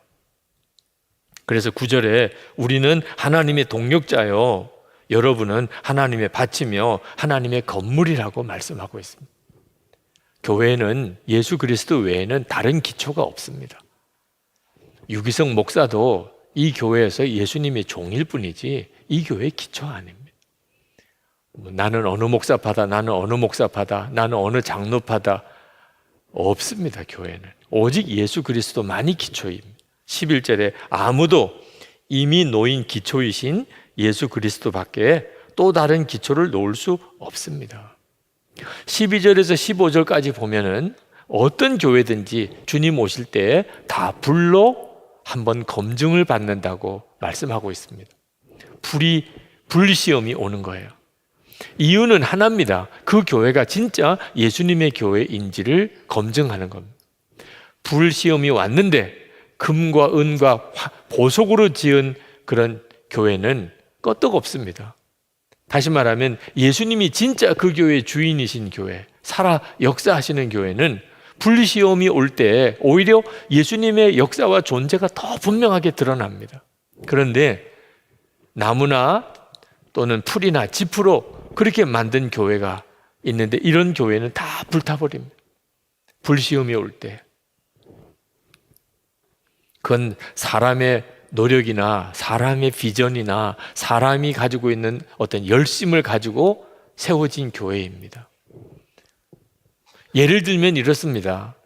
어느 교회 가면 그 교회에 언제 나왔느냐고 하는 게 자랑인 그런 사람들이 있습니다. 우리 주님 앞에서 얼마나 창피한 일입니까? 교회 일찍 그 교회에 등록한 게 뭘 그렇게 자랑거리가 됩니까? 얼마나 그 교회에 헌금 많이 했느냐 그걸 자랑으로 삼는 교인도 있습니다. 신학교 어느 신학교에서 공부했는가 그걸 자랑으로 하는 목사님들도 계십니다. 그런 것들이 바로 나무나 풀이나 짚으로 세운 것들입니다. 불시험이 오면 진짜 창피할 노릇입니다. 우리 주님 앞에 섰을 때 그런 거나 자랑하고 있었던 사람들이 얼마나 창피하고 두렵겠습니까? 1948년에 중국이 공산당 치하에 들어갔습니다. 공산당 정부가 교회를 눈에 가시처럼 생각을. 그래서 모든 선교사를 다 추방했습니다. 모든 목사를 다 감옥에 가뒀습니다. 모든 예배당 다 문 다 걸어 잠그고 못 박았습니다. 예배 못 드리게 했습니다. 그래서 많은 교회가 결국은 다 무너졌습니다. 그런데 참 놀랍지요. 그런 상황에서 선교사도 목사도 없고 예배당도 다 문 닫았는데 더 부흥되는 교회가 있었습니다. 더 부흥이 되는 거예요. 그런 교회를 예수 가정교회라고 말합니다. 가정교회, 중국의 유명한 가정교회. 그 교회는 예수님이 중심이었습니다. 예수님만 바라보는 교회였어요. 선교사 바라보거나 목사 바라보거나 예배당 건물 바라보거나 하지 않았어요. 예수님이 정말 그들의 진짜 믿음의 대상이었어요. 그런 교회는 그런 상황에서도 더 부흥이 되는 거예요. 여러분, 우리 교회도 불시험을 견뎌낼 수 있는지 준비된 교회여야 합니다. 그렇게 예수님을 바라보자, 24시간 주님을 바라보라, 그렇게 권하는 이유가 거기에 있어요. 도대체 뭘 준비하자는 거죠? 우리 교회가 또 여러분 자신이 하나님의 성전인 것을 분명하게 아는 것입니다. 16절 말씀에 여러분은 하나님의 성전이며 하나님의 성령이 여러분 안에 거하신다는 것을 알지 못합니까? 우리가 하나님의 성전입니다. 그 말은 개인적으로 성령께서 우리 안에 성령 하나님이 내 안에 거하시니 내 몸이 성전이죠. 그런 우리들이 모였으니 우리가 모이는 곳에 항상 주님이 같이 계시지요. 그러니 우리가 성전인 것입니다. 절대로 이 건물이 성전이 아닙니다. 이 사실을 예수를 안 믿는 불신자들은 도저히 알 수가 없습니다. 그래서 교회의 성도들이 모인 것을 그저 사람들이 모인 어떤 단체인 줄로 생각합니다. 성령님이 안 보이니까 그냥 교회도 그냥 사람들이 모인 단체의 하나로 여깁니다. 그런데 문제는 교인들 중에도 성령께서 자기 안에 거하시고 우리 가운데 계신 것을 모르는 교인들이 있다는 겁니다. 듣기는 들었는데 실제로는 믿어지지 않는 겁니다. 그러니 교인들이 모인 속회나 또는 교회 안에 어떤 공동체 모임이 사람들끼리 모인 곳인 줄로 여기는 사람들이 있습니다. 그렇게 되면 어떻게 됩니까? 시기하고 질투하고 서로 싸우고 팔을 갈리는 일이 벌어지게 되는 겁니다. 주님은 바라보아지지 않고 사람들만 보이니까. 이게 얼마나 무서운 건가를 알아야 합니다. 그것은 하나님의 성전을 무너뜨리는 거예요. 예수님의 몸을 찢는 것입니다. 본인이 그걸 전혀 모르니까 그냥 그런 무서운 죄를 짓고 있는 거예요. 17절에 누구든지 하나님의 성전을 파괴하면 하나님께서도 그 사람을 멸하실 것이다. 성도들끼리 서로 싸우고 갈라지는 것이 하나님의 성전을 파괴하는 것이고 예수님의 몸을 찢는 겁니다. 사도 바울이 아직도 예수를 믿기 전에 스데반을 순교하게 했고, 그리고 또 다른 예수 믿는 사람들이 있다는 소문을 듣고 다마스커스로 쫓아가고 있었습니다. 그때 그 도중에서 예수님을 만났어요. 빛보다도 더 강력한 빛으로 주님이 사울에게 임했습니다. 눈이 멀었어요. 도대체 이분이 누군가? 사울아 사울아 하시는데 도대체 뉘시오니까 그때 예수님께서 깜짝 놀랄 말씀을 하셨어요. 나는 내가 핍박하는 예수다. 사도 바울이 자기는 예수님을 핍박한 적이 없어요. 예수 믿는 성도들 교회를 핍박했지 사도 바울은 예수님을 직접 만나본 적도 없어요. 그런데 예수님은 내가 핍박하는 예수랄. 그 말은 교회와 예수님은 같이 보셨다. 교회가 핍박을 당했는데 예수님이 핍박을 당했다고 예수님은 말씀하셨어요. 여러분, 교회 공동체는 그렇게 쉽게 생각할 공동체가 아닙니다. 그냥 사람들끼리 모였으니까 뭐 싸우는 일도 있고 시기 질투도 있고 서로 파도 나뉘고 절대로 그렇지 않습니다. 정말 무서운 일이에요. 우리는 하나님의 성전이에요. 우리 안에 성령 하나님께서 계시고 그 성령 하나님은 우리를 예수님을 바라보게 하고 있어요. 여러분은 하나님의 성전입니다. 이 말씀을 명심하고 살아야 돼요. 시기와 다툼이 있는 사람은 영적으로 어린아이라고 그래서 영적으로 성숙한 사람은 시기심도 없고 다툼도 없는 줄로 생각하면 오해예요. 영적으로 성숙한 사람도 육신을 가지고 있기 때문에 끊임없이 시기하는 마음, 다투는 마음, 화가 난 마음 일어나요. 영적으로 성숙한 사람도 똑같아요. 사도 바울이 사도행전 15장에 보면 바나바와 엄청 싸웠어요. 마가라는 사람을 데려갈 거냐 말 거냐 하는 문제로.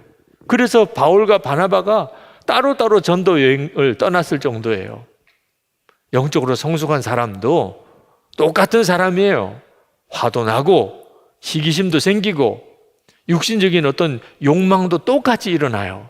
다른 게 뭡니까 도대체? 그러면 영적으로 성숙한 사람이 다른 것은 주님이 함께 계시는 것을 정말 믿고 그 주님을 바라보는 눈이 뜨였다는 거예요. 시기심이 일어나지만 주님을 바라보면 그 시기심으로 살 수가 없어요. 화도 나지만 주님을 바라보면 화를 낼 수가 없어요. 사람의 욕구와 욕심은 누구나 똑같죠. 그런데 주님이 함께 계시는 것이 진짜 믿어지니까 내 마음의 욕심과 정욕은 십자가에 못 박은 거예요. 그리고 오직 주님께 순종하게 되는 겁니다. 그 점만 다를 거예요.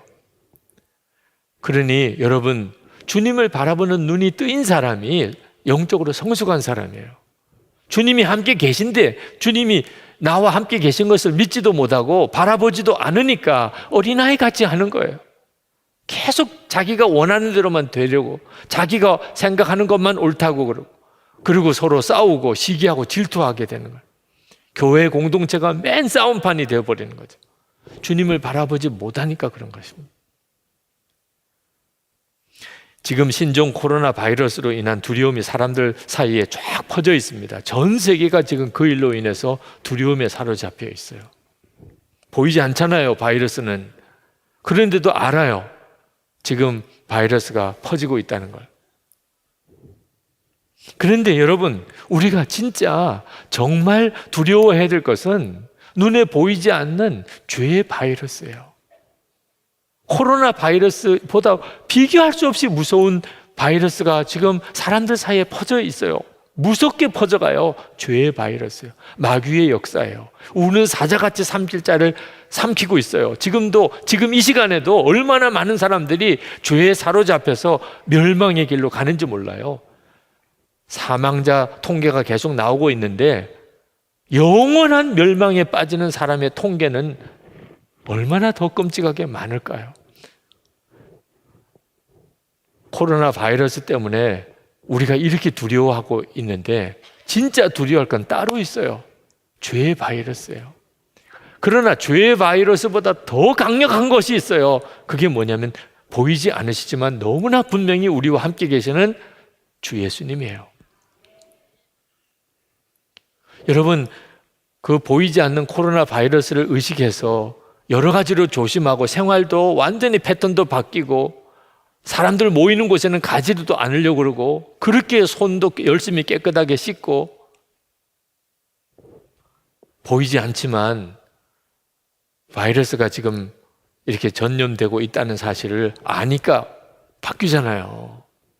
근데 성령께서 내 안에 계시고 주 예수님이 내 생명이시라는 걸 여러분이 진짜 의식하기 시작하면 코로나 바이러스를 의식하는 것 비교가 안 되는 삶의 변화가 일어나요. 그게 우리에게 있어서 그렇게 어려운가요? 아니, 지금 여러분들이 그 영향을 경험하고 있잖아요. 지금 눈에 보이지 않는 바이러스가 존재하고 있다는 것을 여러분이 다 느끼고 있잖아요. 그러니까 여러분의 생활 패턴을 바꾸잖아요. 여러분이 진짜 예수님이 여러분과 함께 계시다는 것을 정말 믿고 의식하기 시작하면 여러분의 삶 전체는 완전히 달라지게 돼요. 보이지 않지만 증상은 분명합니다. 코로나 바이러스가 정말 지금도 이렇게 우리 가운데서 퍼지고 그렇게 전염되고 있나? 누가 열이 나고 기침을 하고 폐렴 증상이 나타나고 와, 정말 역사하고 있구나. 알지요. 증상을 보니까 아는 거야. 눈에는 안 보이지만. 여러분, 죄의 바이러스가 진짜 역사하고 있나? 음란함, 욕심, 탐심, 거짓, 그런 일들이 사람들 속에 일어나고 있잖아요. 야, 진짜 죄의 바이러스가 진짜 역사하고 있구나. 어떻게 사람이 저렇게 변할 수 있어? 우리가 증상이 나타나는 거 보니까 알 수 있잖아요. 여러분, 성령님께서 지금 우리 가운데 진짜 계신가요? 역시 증상을 보면 알 수가 있어요.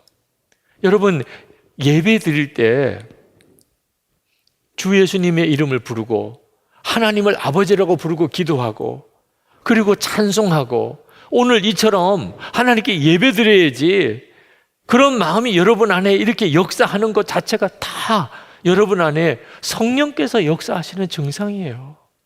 눈으로는 볼 수가 없어요, 성령님을. 그러나 여러분은 이미 다 알아요. 여러분 안에 성령님이 역사하고 있다는 걸. 그래서 오늘 이렇게 교회에 오신 거잖아요. 우리의 일상생활 속에서 우리도 주님이 우리와 함께 계시는 것을 다 알게 돼 있어요. 여러분, 교회에 와서나 예수님이 주님입니까? 여러분, 교회에 와서나 하나님이 아버지이십니까? 여러분이 집에 있어서 똑같잖아요. 직장에 있어서도 뭐가 다릅니까? 여러분 안에 예수님을 주님이라고 고백하고 하나님을 아버지라고 그렇게 부르게 해주시는 분이 여러분 안에 계시잖아요. 나는 그리스도인이야. 하나님은 내 아버지시여. 성령께서 여러분에게 책망하시고 근심하시는 것을 다 경험하잖아요. 하나님의 일을 하고 싶은 소원이 생기고 전도하고 싶고 용서해야 되고 사랑해야 된다는 마음이 일어나는 일들이 여러분에게 실제로 일어나고 있잖아요. 그 성령님을 주목하셔야 돼요. 이것이 바로 하나님의 성전된 자예요. 주님이 내 안에 계시구나. 내 안에 역사하고 계시구나. 그때부터 우리의 삶은 바뀌는 거예요. 밑사람 모임 때 어느 집사님하고 이야기를 나누는데 자기가 어려서부터 교회를 다녔지만 자발적으로 새벽 기도는 그날 처음 나왔다는 거예요. 어째서 그렇게 나올 마음이 들었습니까? 자기가 하나님을 그동안에 멸시하고 살았다는 것을 깨달았다는 거예요. 어떻게 그걸 깨달았습니까? 민수기 14장을 읽는데 이스라엘 백성들이 가나안 땅에 정탐꾼을 보냈는데 10명이 돌아와서 얼마나 악평을 하는지 우리가 그 가나안 땅 들어가면 다 죽는다는 거예요. 이스라엘 백성들이 그 보고를 듣고 전부 다 탄식을 하고 울고 모세를 원망하고 돌로 쳐서 모세를 죽이려고 그러고 우리 다 돌아가자, 애굽으로 돌아가자 난리가 났었습니다. 그 모습을 보고 하나님께서 말씀하시기를 이 백성이 나를 멸시한다. 분명히 내가 약속하기를 가나안 땅 너희들에게 주었다. 들어가라. 말씀했는데 그 울고불고 난리를 치는 것을 하나님은 당신을 향한 멸시라고 받았다. 그런데 그 집사님이 그 성경을 읽는데 꼭 자기에게 하는 말씀 같으더래요. 기도해라. 내가 응답하리라. 한두 번 들은 게 아닙니다. 설교 때도 들었고 성경 읽으면서도 자기가 깨달았고 마음의 감동도 여러 차례 받았는데 기도 못한다. 너무 피곤하다. 이런저런 핑계로 기도를 안 하고 살았다. 그런데 그게 하나님을 멸시하는 것으로 하나님이 받으시는구나. 이게 얼마나 끔찍한 일이에요. 자기는 그렇게 하는 줄 몰랐대. 그 다음날 새벽에 눈이 뜨였대요. 새벽 기도 갈 시간이잖아. 그러고는 그냥 일어나서 교회를 왔다는 겁니다. 주님을 의식하기 시작하니까 정말 주의 말씀을 내가 귀 기울이기 시작하니까 삶이 바뀌는 거예요. 저는 마음속에 있는 죄까지도 다 끊어버리는 것에 대해서 참 쉽지 않았어요. 이유는 제 마음이 아직 죄에 대한 분명한 결단이 서지 않았기 때문입니다.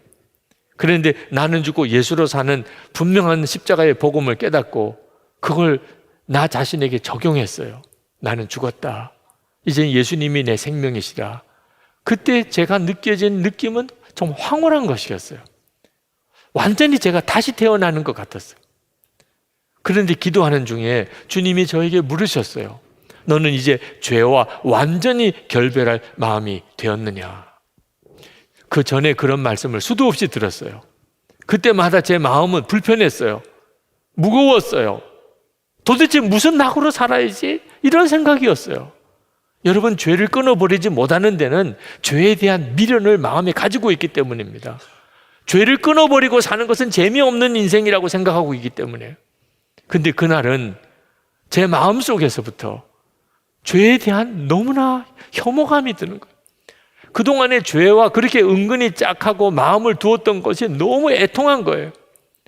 그저 제 중심에서부터 하나님께, 하나님, 정말 제가 원합니다.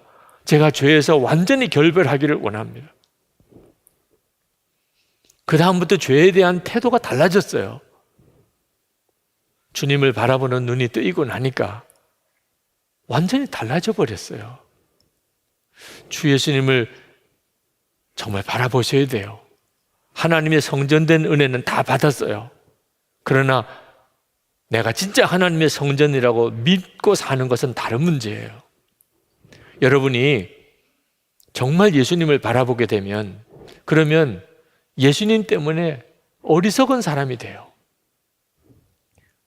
18절 말씀에 아무도 자기를 속이지 말아야 합니다. 여러분 가운데서 누구든지 이 세상에서 지혜 있는 사람이라고 스스로 생각하거든 정말로 지혜 있는 사람이 되기 위하여 어리석은 사람이 되어야 합니다. 아니, 똑똑한 사람이 되어도 살기 어려운데 왜 어리석은 사람이 되라 그러는 거죠? 예수님 안에서 어리석은 사람이 지혜로운 사람이니까. 여러분, 딸 바보라는 말 들어보셨죠? 딸을 둔 아버지는요, 다른 사람이 보면 꼭 바보 같아요. 딸만 보면 완전히 바보같이 돼요. 예수님 바라보는 것도 똑같아요. 예수님을 바라보는 눈이 뜨이고 나면요, 예수님 바보가 돼요. 세상 사람들이 볼 때는 완전히 바보같이 아주 어리석고 아무런 힘도 없고 때리면 그냥 맞기만 하고 괴롭히면 그냥 괴로움만 당하고 반항할 줄도 모르고. 그런데 여러분 꼭 아셔야 돼요. 그렇게 예수님을 바라보는 사람이 진짜 지혜로운 사람이에요. 진짜 살 길을 아는 사람이에요. 하나님이 지킬 수 있는 사람이에요. 하나님이 하라는 대로 할 수 있는 믿음이 있는 사람이에요. 싸우지 않는 건 말할 것도 없고, 시기 질투 주님 바라보고 나면 더 이상 내게는 문제가 안 돼요. 여러분, 세상이 어려울수록 교회는 더 예수님의 교회가 돼야 되고, 우리 성도들은 정말 하나님의 성전으로 서야 합니다. 그렇지 않으면 세상을 이길 수가 없어요. 주 예수님을 정말 바라보시게 되기를 축복합니다. 오늘 성찬을 받습니다. 성찬은 우리가 하나님의 성전인 것을 다시 확인해 주는 하나님의 놀라운 은혜예요. 여러분이 하나님의 성전인지 아닌지는 여러분이 성찬 받을 믿음이 있는가에 달려 있어요. 예수님은 나를 위해서 살을 주시고 피를 주셨다. 나와 한 몸이 되어 주셨다. 여러분이 진짜 믿으신다면 지금 이미 여러분은 하나님의 성전이에요. 주님을 바라보시고 사셔야 됩니다. 이 시간 우리 기도하고 성찬을 받겠는데, 쉽지 않은 세상에 여러 가지 안 좋은 소식들이 많은 때에 주님 붙잡습니다. 주님이 저와 함께 한 몸이 되어 주신 것을 감사합니다. 주님만 바라보고 저가 살아가기를 원합니다. 우리 통성으로 기도하고 성찬을 받겠습니다.